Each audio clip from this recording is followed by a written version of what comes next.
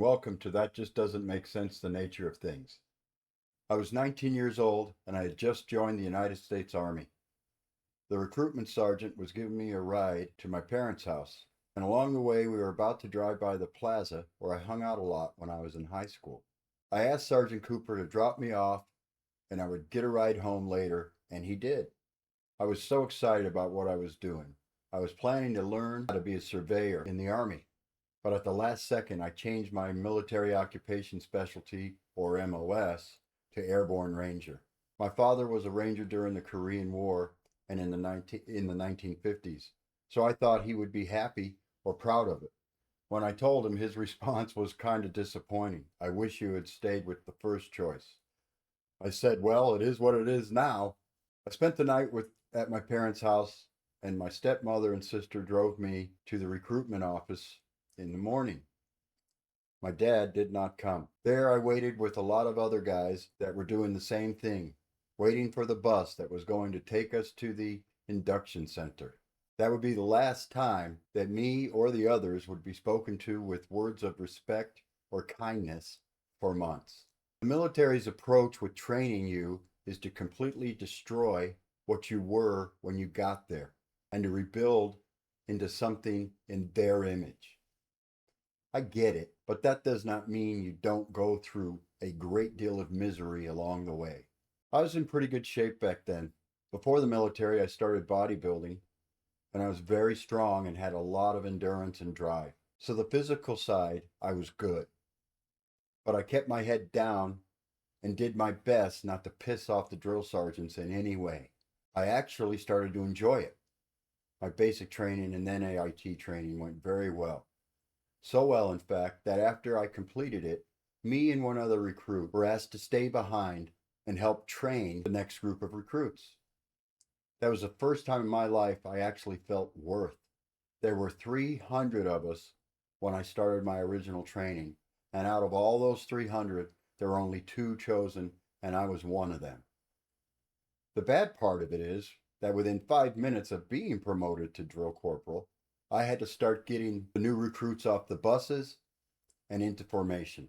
I was thrown into position with no idea what I was doing other than what I experienced when I first arrived there. There was no training at all. You just followed the sergeant's orders and went with their flow. I asked Sergeant Smith, he was in charge of my training, what did I do to get this position? He said, "You never complained, not once. You kept your head down and worked extra whenever required with not one word, with no hesitation. That carries a lot of weight and respect in the military. And that is a sign of potential leadership that will find itself somewhere down the road in your life." He said, "You never know when this talent will show itself. I saw it in you, and that is why you are helping me directly with this training." Then he said, "This does not mean we are friends, but it does mean that I respect and expect you to do your job to the best of your ability." He said, "I believe I made the right decision, so don't let me down." And by the way, I did not let him down. Why am I telling you all this? Remember, if you had been listening to my episodes, in particular episode 2, I talked about the time when I was 5 years old and the question of the water spider. I said that moment changed my life, but I did not know it at the time. And again, when I was 16 years old, what skills I subconsciously used as reasoning when dealing with my stepmom and moving out. I did not know what I was using, but the Army taught me about self-control and discipline of myself, and they were very successful at doing that. I finally understood why I handled the water spider. The question that I asked myself when I was 5. I was able to reason through what could have been a disastrous time when I was 16. I really understood what happened with the guidance counselor when I was a senior in high school. My point is this. I could say that I was born this way and pat myself on the back and say, "Man, I am so smart," and let my ego take over. But I do not do that because I do not believe we are all born with the ability to reason. I do believe, rather, that we are born with the ability to reason and make decisions that are positive, not just to us, but those around us. What the Army made clear to me was this: you are in charge of yourself, and the more understanding and control of yourself will make you a better soldier. From that moment on, I became increasingly more analytical and would think about everything around me. Because of my newly found self awareness, I was able to start recognizing narratives that just did not hold up to what we were being told. Media was not even close to the way it is today.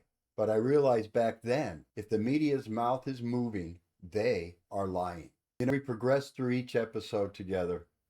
I'm trying to stay in a somewhat of an order of events, to share my journey of self awareness and understanding of the type of person I was born to be and how I got to that understanding. That we can systematically get to where all of us are able to look inside our own consciousness and reasoning skills together. I hope that this makes sense. If it does, right now, remember it is a journey, and before you can move forward, you have to be able to identify it in yourself. And nothing does that better than revisiting your past and how you handled things. And remember, there is no right or wrong with it, just the truth as you remember it. It is a self-educational journey of yourself.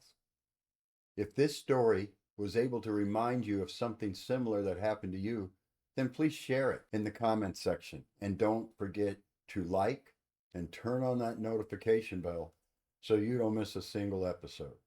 And thank you, and we'll catch you on the next one.